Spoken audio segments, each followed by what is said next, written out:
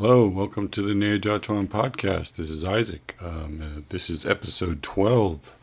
In this episode, Jess and I discuss when I trained Yue Jia San Shou with Bruce. And we also begin discussing specific energy gates and dissolving them. Specifically, we spent some time on dissolving the brain. And stick around after the podcast. There's an excerpt of an interview we did with Eric Peters, which is available on our Patreon account. So if you like what you hear, you can go there and subscribe. Also, Jess has his Bagua walking program going on there as well. So if you're interested in Bagua, this is a pretty good introduction as well. If you've already done Bagua, it's just a good workout to practice along with.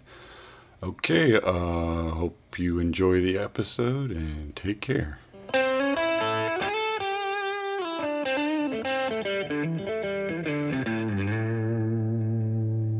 Welcome back to the Neijiaquan podcast with Jess and Isaac, talking about opening the energy gates of your body by B.K. Francis.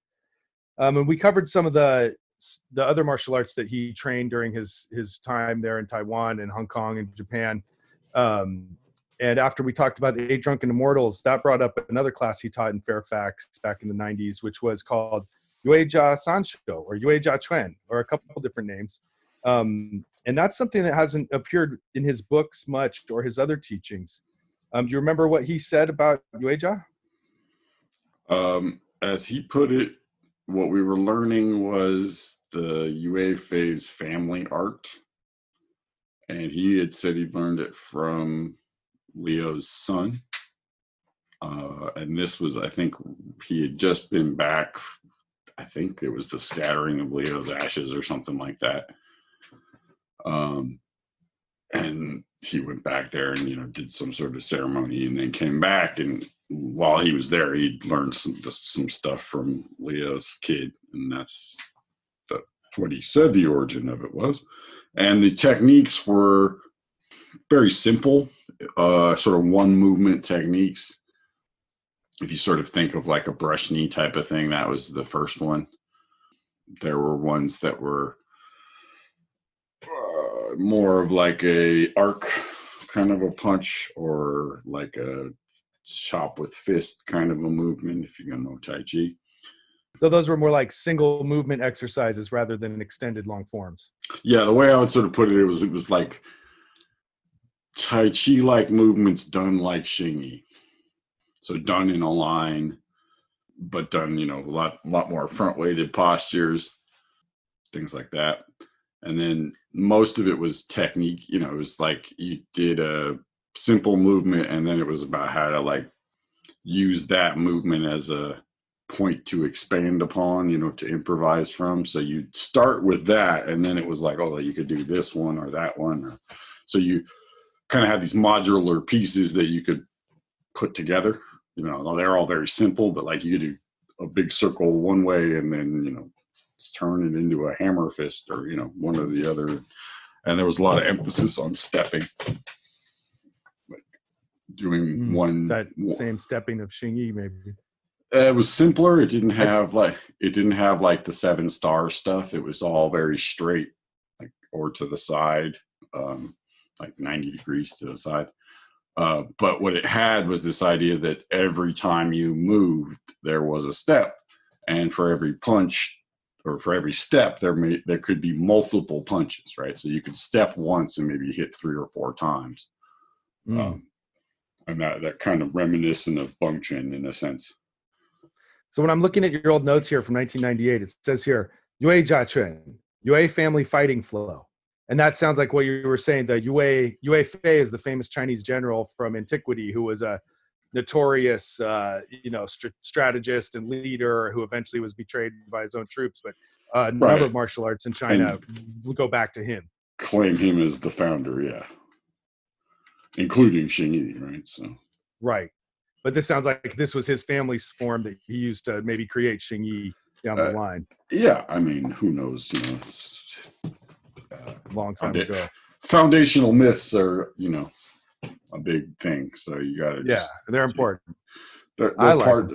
Yeah, I mean, it's part of the story. Doesn't but, mean you have to believe it, There's no real way to verify it, so you just Sure. kind of take it with a grain of salt. So the first thing you've got listed here is release bound energy, forget the form. Sounds about right. So releasing bound energy, I mean, that's a lot like Qigong, where you're trying to, if something's bound within you, you're letting it go. But maybe this is like release it at somebody. Well, what he said was it was the, so it's like, if you think about doing martial arts forms versus fighting, right? There's something that has to happen, and there's this sort of, that's where the free hand thing comes into it. So it was the idea about how to take what you knew in terms of structure and forms and then make that loose and able to improvise and flow with it, right? So the fighting flow part was the big emphasis. And he said it was similar to like what he learned from Hung Yi, not in form, but in terms of what it accomplished. He said it was similar to like the Shaolin stuff that he learned from Hung Yi Shang, that sort of internal, external sort of transitional type of fighting. I mean, just, classic, it's sort of just classic Chinese martial arts, get on your front leg and throw a couple punches and then do a chop and step and then do a couple more, and just real kind of simple, but stuff you need that if you're going to use Chinese martial arts as a martial art, these kind of things are, these sort of basic fundamental things just kind of need to go through them at some point. And this had a bit more of an internal focus, so he still talked a lot about using your shoulder blades and, right. Releasing inside. I'm seeing here, he says, the next one says, pull down by dropping the body, not by using the arms. Use body mechanics, not force. So that's that internal side of it that you're bringing up. I mean, that's basically the same as Xingyi, right? I mean, so you're not striking with the arms alone. You're dropping your body to create force and stepping. Well, right. So stepping creates a forward power, dropping creates an up and down power, right? And turning your hips creates a side to side thing. And so it was really about creating a spring. So, this idea of loading up and then releasing what you have stored rather than trying to create a power from just, using your own strength.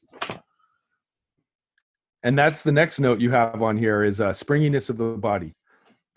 Get close to take the person down and spring back to attack.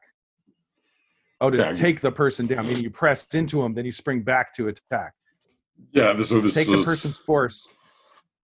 The classic, sort of you pull the person's arm down as they're falling into it, you spring back and hit them in the face. So you take the person's force into your legs, not your upper body. Yeah, you just use your arm. Your arm is kind of a, an anchor or, something, and you use that to hold on to the person, but it doesn't create the power for it. Right. That's good stuff for sure. Just continuing to look forward at the notes you were taking. There's definitely some interesting stuff in here. When doing Xingyi, your mindset should be to take up the other person's space. In quotations, how dare you challenge me, you cockroach? That sounds like a classic Xingyi type of statement. The full thing was, what was it? It was like, the idea that it was a military thing and you were a military person and somebody had offended the emperor, and your attitude towards someone who's offended the emperor is that they're a fucking cockroach that needs to be dealt with. And so there was no there was no compassion, really. It wasn't about don't hurt them because it might be bad for your karma or anything like that. It was just, now there's a bug, you need to kill the bug because the guy in charge doesn't like it. Right. So it had that very, military kind of feeling to it. It's good. It was a nice counter to the Eight Drunken Immortals, because the Eight Drunken Immortals was the same kind of flow thing, but much looser kind of gushier way, and this was more, you know, how you would actually take it to a street fight, you know. Totally. You know, so that's what it felt like to me. Was a lot of what we were getting was wrapped up inside of this Yue Jia stuff that was just some basic, you know, Bruce's basic ideas on, you know, how to kick the shit out of somebody, basically. Like, you know, because it was, the techniques were really simple, but it was the stuff about timing and about when to, you know, do the return and, you know, all this kind of stuff that we spent a lot of time on. This is pretty cool. Here it says you work on the flexibility of the elbows. Block with your forearm, then rotate the elbow around the point of contact to strike high or low. Don't analyze your movement while you're doing it. Wait till you finish. Yeah, that was That's another real Xingyi sounding right there. Yeah, that was kind of the, if you think of like turn and chop with fist from Tai Chi, right? The idea that you have your elbow is a still point and your hand is an elbow or pivoting in a circle. And so there was a lot of stuff about how as you start to go in one direction, you can pivot on that elbow and, you know, change the angles and things like that. It was that's you know, and you don't analyze your movement. Do you remember what he meant by that? Like, don't get stuck looking at it, but something like that, or yeah, well, the thing he said was, you know, the minute you start to analyze it, whether it's good or bad, you know, the idea that the minute you think, oh, I got him, you're gonna get hit in the face, you know. So because it's that thing of, if you're analyzing what you did, you know, half a second ago, you're not seeing what's actually right there in front of you now. You're kind of, you know, you're gapping out. You're somewhere else, you know. So the thing was, you know, analyze it after you get off the floor. And that's that Xingyi mentality of not letting, you know, fantasies or expectations or memories or worries get in the way. You just do the job, you stomp on the cockroach, and then think about it. Yeah, and it was, you know, again, that military mindset of just, you know, there's a job that needs to be done and you do it. And, you know, you don't question whether or not it was the right thing to do until maybe, you know, it's finished. So the next looks like a couple classes later. Waiting. If there is no hole, don't attack. Just block until there is one.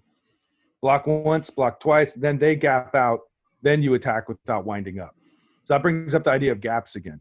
Right. So that one was that there's this idea, there's space, right, between a punch and the contact. So when, you know, you're not moving necessarily in space, but there's this sense of waiting for something to come to you to move, right? So you don't rush forward into the person's attack. You wait, you know, this half a millisecond to get a little bit of space, and then that's the, you know, where the gap is. And, you know, this is the stuff I think that, you know, it has to kind of be like, as you would say, beat into you to really get a sense of it, because it's just like there's a certain rhythm, but it's not like a set pattern, but there's a feeling you get for when it's time to move into that gap. And, you know, it's just sort of, you know, you do it a bunch of times and you get hit in the face, and, you know, right. When you walk into it, that you get punched in the face and there wasn't a gaps. Right. I mean, so you know, that's where you just learn by trial and error, and, you know. So you said, it mentions here without winding up, and that's another Xingyi concept where you use your stepping to close the gap rather than reaching out with your arm. Yeah, one of the big themes was the idea that didn't matter where your hand was, you could issue power from that point and then move, as opposed to having to move to issue power, right? So the punch could come from contact, essentially. You didn't have to pull back and do it again. So it says here, the punch. This punch is done in an arc. The shoulder leads. First, the punch goes away from the spine, then towards the center, always rounding. You use the spring so the hand doesn't stop between attacks. Right. So that's sort of, it goes from your fist goes from your left shoulder, your right fist goes from your left shoulder to your right shoulder, kind of an arc. Usually that was the hitting with the sort of hammer fist across someone's temple or something like that. As we dubbed it, the BKF special, where you're coming in with the elbow first, so the person's instinct is to block the elbow, and then when they block the elbow, this sort of hammer fist thing comes swinging around the back and hits you in the back of the head. Yeah. It's a classic. That's a classic. So another piece of advice: don't get stuck into one action, attack or defense. Let the other person's action determine what you do. Right. But yet it's not passive. I can only imagine. Well, but that's that waiting thing of you're not doing anything. I mean, you're not frozen, but you're just in this sort of suspended animation for a split second until there's a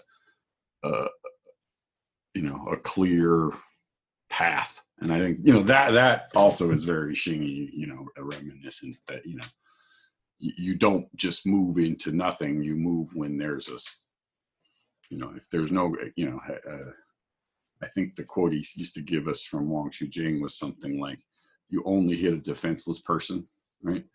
That if the person has any ability to defend themselves, you just wait.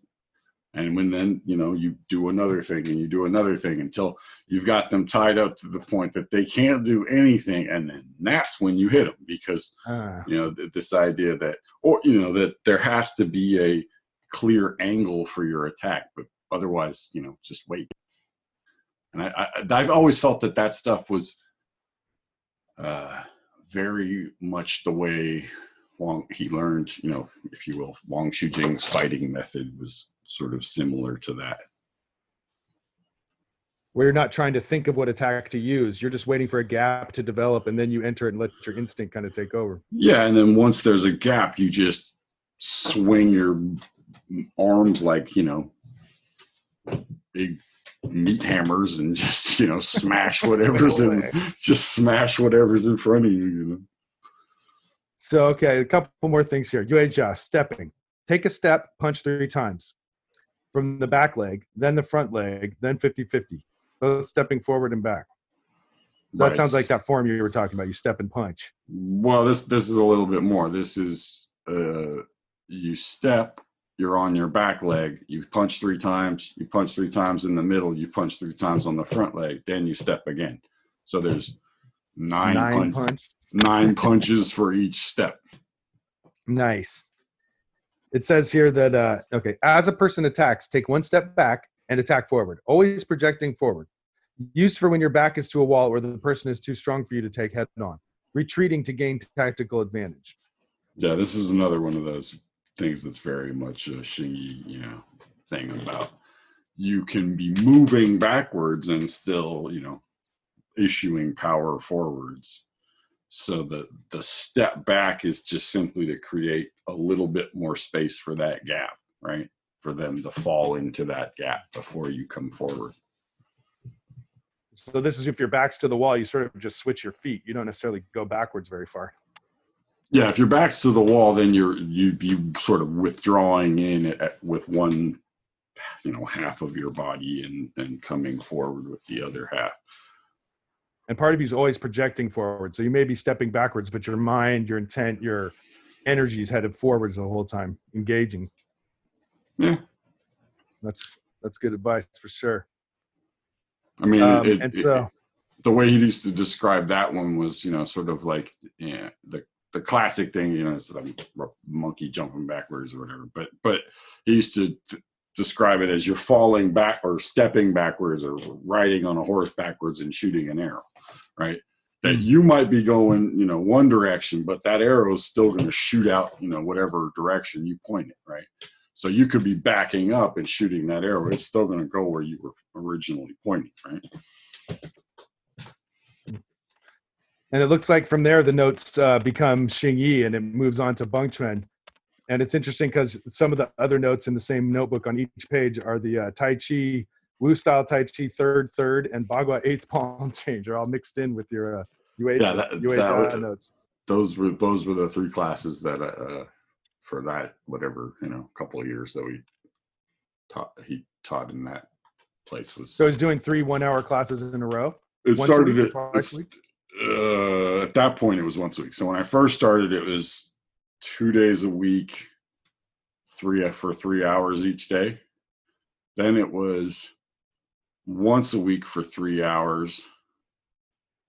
And I think by the time you came, it was once a week, and it was like 2 1 hour, 1.5 hour classes or something like that. I think they were 1 hour and 15 or something like that. Yeah, They were a little more than an hour, so it's 2.5 hours, something like that. So the classes got a little bit longer, but there were only 2 of them, and it was once a week.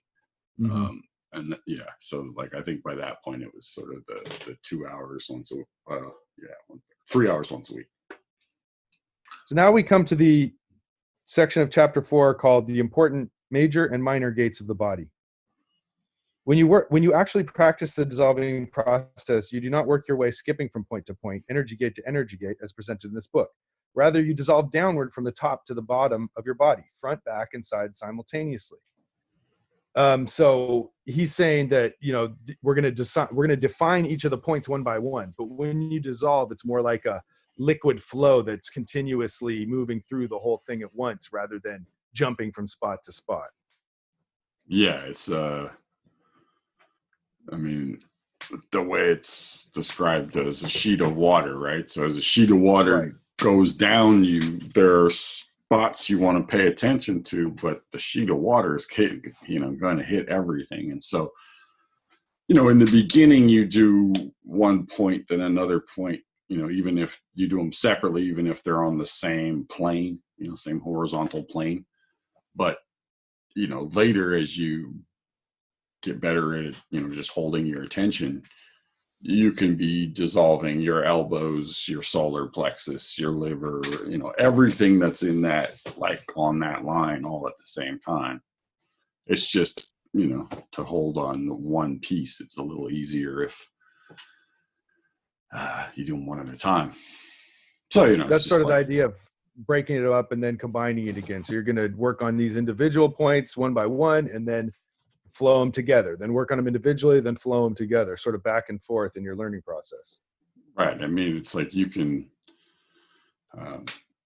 ultimately, I don't, in the beginning, I think it doesn't matter so much, even if you miss a few points, as long as you're just getting the basic thing of it going down. As you get more advanced and you want to do more specific stuff, that's where you want to zoom in on these points. And so, it's important to remember he talks about dissolving first as a general practice, but then he talks about the gates, right? So the assumption is you at least have a general sense of what dissolving is, just as a, concept, right? Before you would try to apply it to anything like an energy gate, right? So, because you might not even have that ability yet. So he touches on something pretty interesting here. When you're talking about that sort of that water descending, he says that this descending water is the best defense against burnout from the ascending energy or fire that emanates from the ground. So that's his idea, that water descends from heaven above, but fire rises from the earth below. So it's a very heaven and earth yin yang dichotomy there. Right. I mean, that's the sort of classic, there's heaven, there's earth, and then man is the sort of conduit between them, right? And Qigong is about improving that conduit, getting that flow between heaven and earth to move better. And that also reflects the nature of the opening the energy gate sets, which is focused on, it's the water set. It focuses on this descending, downward, releasing, whereas the spiraling energy body set focuses on the rising, lifting, sort of flickering energy of fire. Yeah, I mean, and I think, most of that is safety precaution at first. But the practical sort of procedural part of it, that what you're doing on the way down is you're clearing space, right? You're it's, if you sort of dissect the name, you're opening these energy gates, right? You're making it so that these major centers in your body don't get stuck, right?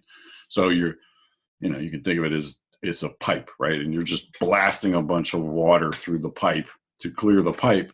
And then once the pipe is clear, there's going to be this natural rising coming back up the pipe because it's now got a flow.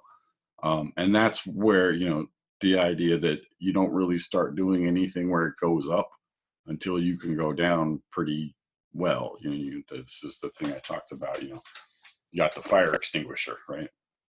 That once once you've got your, bucket with a string on it, that at any moment you can just pull that string and whoosh, a big wave of dissolving comes down and just chills everything out.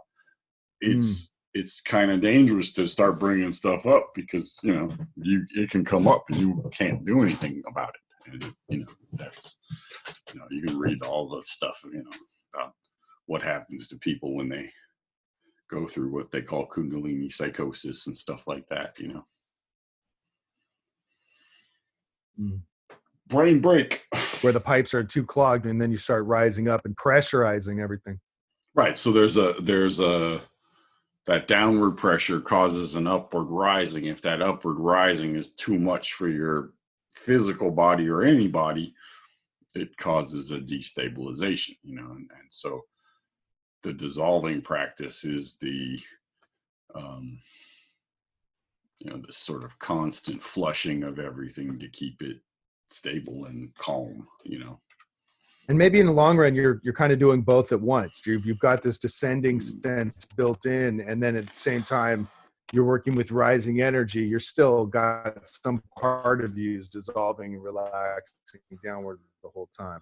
Yes, I'm not going to talk about what those things are because I think that's a little bit beyond the scope of energy gates. But let's just say there are things where you are doing up and down, in and out, inner dissolving, outer dissolving, all at the same time.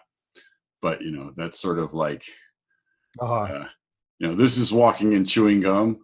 That's driving a car and playing video games. It's like that's where it takes a lot of attention. Yeah, it takes a lot of attention, and there is a great risk to doing it if you are not really good at it. Right. So if you don't know how to drive real fucking well with your eyes closed, don't try it, and it's kind of that, like, I don't know. I mean, so there's a safety precaution there, but yes, there are many forms of and ways you dissolve that, involve multiple dimensions, if you will. And it all starts with this initial external dissolving process where you're releasing outward away from yourself and dispersing energy that's been stuck. Yeah. I mean, and on one level, that's, let's see. What I will say is you can dissolve a lot more than just what's inside of your physical body, right?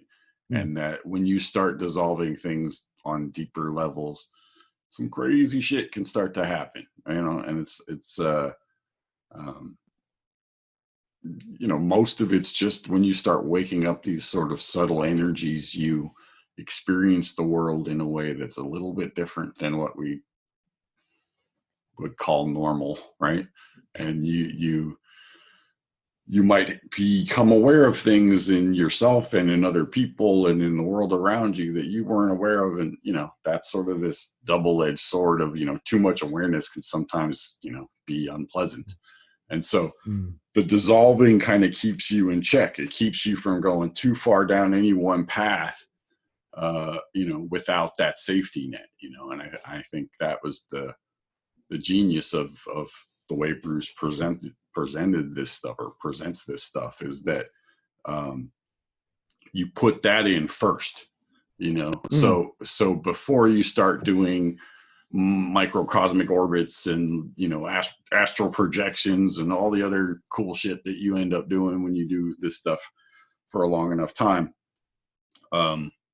it's always grounded in this ability to just be right back in your body and be grounded, and to not have to worry about that part. And that seems like the most valuable lesson of all, I mean, if you want to go off and do other stuff, that's one thing, but everyone needs grounding. Everyone needs stable, awareness of self. No matter if you're doing internal alchemy or what, that's something that's an invaluable skill that Yeah, everyone. I don't know the number of sets that Bruce learned, but I know it was probably over 30, in terms of Sure, Qigong sets that he was exposed to while he was training. And, definitely.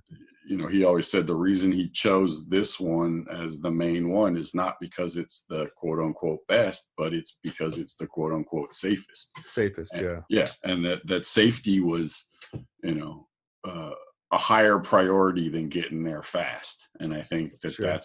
that's kind of the signature thing of what he calls the water tradition. Um, because that's the 70% rule. That's the don't push yourself. That's the stay comfortable. That's the don't go beyond what you're capable of. All these things that are just kind of repeated in different ways, hold to that one principle that, hurting yourself is not worth it. So as we begin looking at the gates of the body here, we start with the head and the neck. And this is pretty interesting because he starts off talking about there's a very specific methodology for brain Qigong, and it is not a subject for beginners. It should only be studied under the direct supervision of a master. Yeah, Connected configurations can enhance the latent powers of the mind. It takes a master with the appropriate knowledge to guide one in this practice. Yeah, I did a seminar about a year and a half in with Bruce where he started to do some of that. And that was the first time I sort of had that experience of, I'm just going to go sit this one out, and just kind of went on the sidelines and, I don't need to do that. So, yeah. Yeah. So, I mean, that speaks to what you were saying about there's a lot of great things you can do with the brain, but you do want to start slow. So he suggests that you don't dissolve very deep into your head. You start on within an inch or so of the skull, you dissolve at each of the different points he calls out here. Right. And says that you don't want to practice dissolving points inside the brain. It's just sort of around the periphery of it. Yeah. The most of the gates that he mentions are, no more than, even in the torso, they aren't more than a couple, maybe an inch deep or something. So, yeah. So just to wrap up this section, he says here that after a month or two of practice, it is permissible to dissolve the entire brain at once. But he doesn't want you going in there and dissolving little spots within it specifically, because that has the potential to set off an individual part of your brain. But dissolving it as a big chunk all at once is, that seems reasonable. Yeah. The way I sort of took it was you can dissolve the meat of the brain, but don't mess with the little lights that pop up inside of it, right? That if you start getting things that light up inside of your brain, don't try to do anything with them. Just don't pour gasoline on those little spots. Yeah, just you can observe it and be like, oh, that's a thing, but don't think that the way he described it was, if you could think you could, open up someone's brain and actually do brain surgery, all right, go ahead.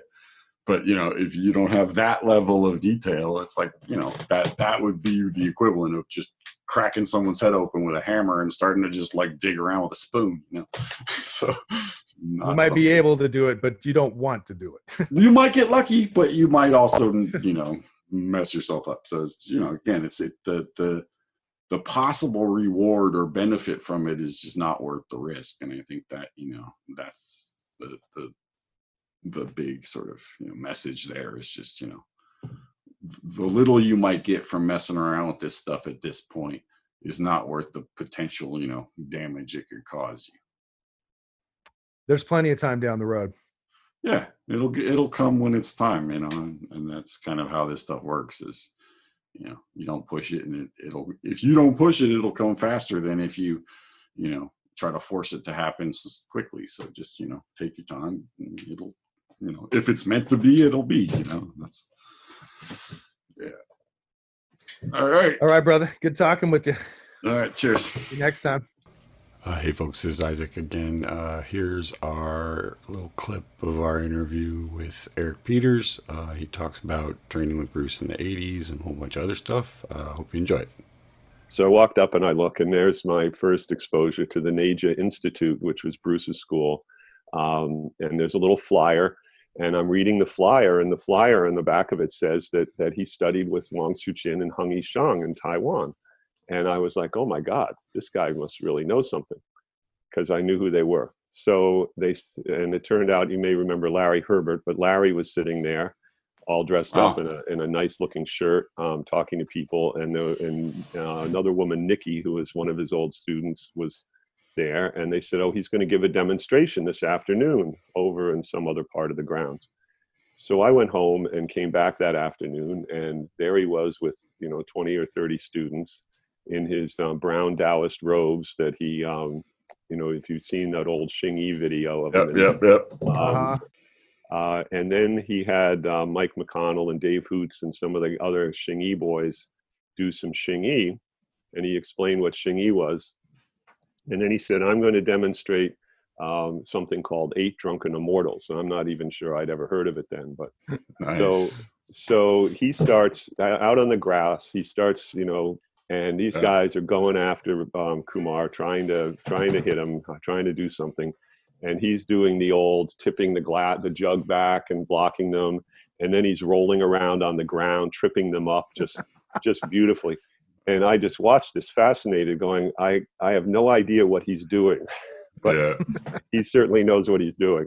All right. Well, I hope you enjoyed that. And if you want to hear the rest of it, you can subscribe to our Patreon. There's links in the description and on our website. Okay, like and subscribe, and take care. Thanks.